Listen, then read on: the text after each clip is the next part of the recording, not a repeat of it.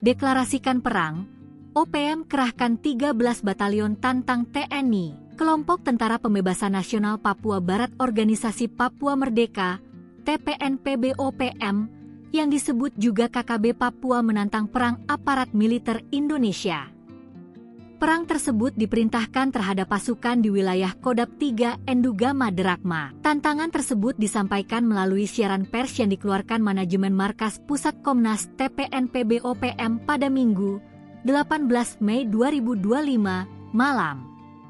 Untuk perang tersebut KKB Papua telah menyiapkan 3 Komando Wilayah Pertahanan, KOWIP. TPNPB-OPM juga perintahkan 13 batalion untuk melaksanakan operasi militer di wilayah adat Lapago, Papua Pegunungan.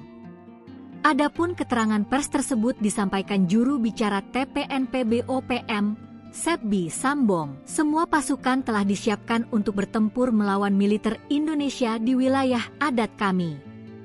Kami tidak akan mundur, tegas Sebbi Sambong kepada tribun-papua.com, Senin, 19 Mei 2025.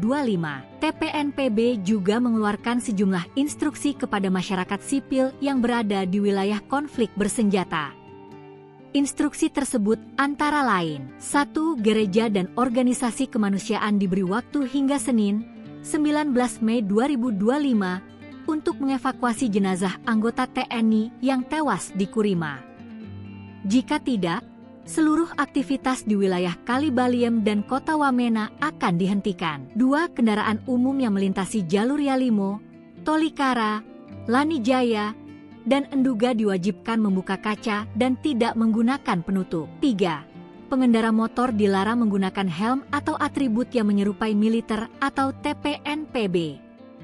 4. Telepon seluler warga yang melintasi wilayah operasi akan disita oleh TPNPB. 5. Warga asli Papua dilarang menerbangkan pesawat di wilayah perang dengan ancaman akan ditembak jika dilanggar. 6.